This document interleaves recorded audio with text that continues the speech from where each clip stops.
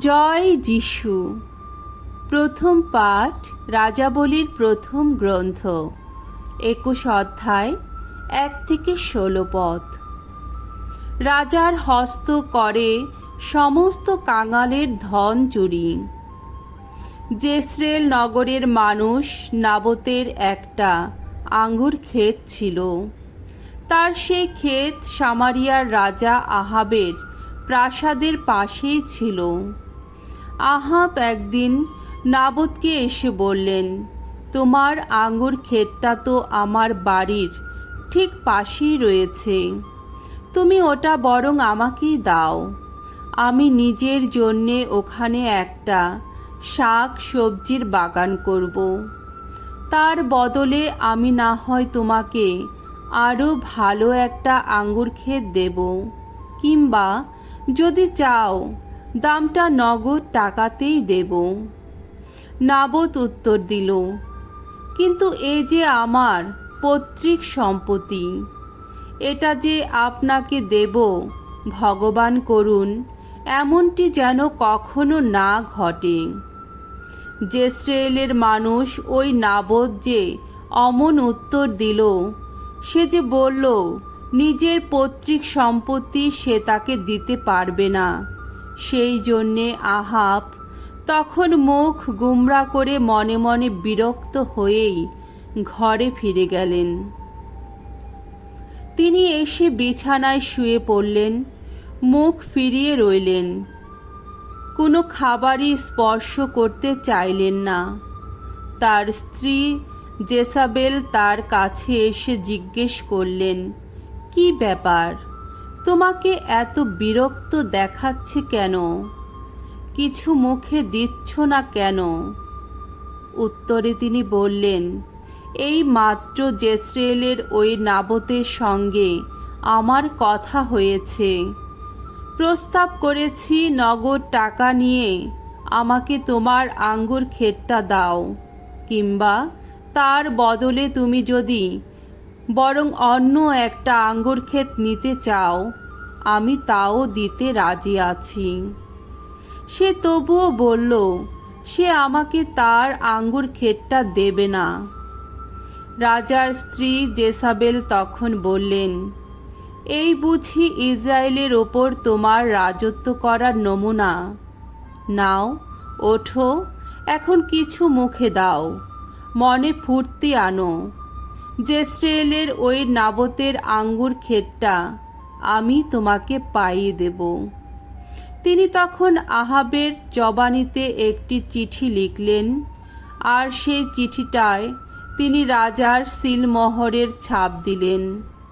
তারপর সেই চিঠিটা তিনি সেই সব প্রবীণ ও গণ্যমান্য ব্যক্তিদের কাছে পাঠিয়ে দিলেন, যারা নাবতের সঙ্গে একই শহরে বাস করতেন। চিঠিতে তিনি এই কথা লিখেছিলেন, তোমরা এক বিশেষ উপবাস পালনের দিন ঘোষণা করো। সভায় সেদিন নাবতকে সামনের আসনে বসাবে, আর উল্টো দিকে বসাবে দুজন বদমাশ লোককে। তারা তখন ওর বিরুদ্ধে সাক্ষী দিয়ে বলুক, নাবত ঈশ্বর ও রাজার বিরুদ্ধে শাপান্ত করেছে। তখন তোমরা তাকে সভা থেকে বের করে দিয়ে পাথর ছুঁড়েই মেরে ফেলবে।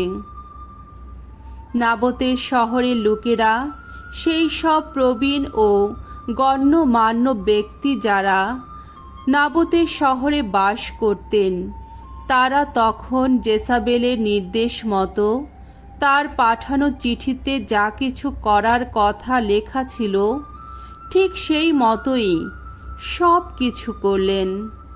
তারা এক বিশেষ উপবাস পালনের দিন ঘোষণা করলেন এবং সভায় নাবতকে সামনের আসনেই বসালেন। সেই সময়ে দুজন বদমাশ লোক এসে তার উল্টো দিকে বসল। তারা তখন সকলের সামনে তার বিরুদ্ধে সাক্ষী দিয়ে বলল, নাবত ঈশ্বর ও রাজার বিরুদ্ধে শাপান্ত করেছে। তাই নাবদকে তখন শহরের বাইরে নিয়ে যাওয়া হলো, আর সেখানে পাথর ছুঁড়ে ছুঁড়ে তাকে মেরে ফেলা হলো। তারপর লোক পাঠিয়ে জেসাবেলকে এই খবর জানানো হলো যে নাবদকে পাথর ছুঁড়ে মেরে ফেলা হয়েছে। জেসাবেল তখন খবর পেলেন যে নাবদকে পাথর ছুঁড়ে মেরে ফেলা হয়েছে। তিনি তখনই আহাবকে বললেন, এবার যাও, জেসরেয়েলের ওই নাবদ যে আঙ্গুর ক্ষেতটা তোমার কাছে বিক্রি করতে চায়নি, তুমি এখন সেটার দখল নাও, কেননা নাবদ এখন আর বেঁচে নেই, সে মরে গেছে। জেসরেয়েলের নাবতের মরে যাওয়ার খবরটা শুনতে পেয়ে আহাব সঙ্গে সঙ্গে তার সে আঙ্গুর ক্ষেতটার দখল নেবার জন্যে সেখানে গেলেন। প্রভুর বাণী। ঈশ্বরকে ধন্যবাদ।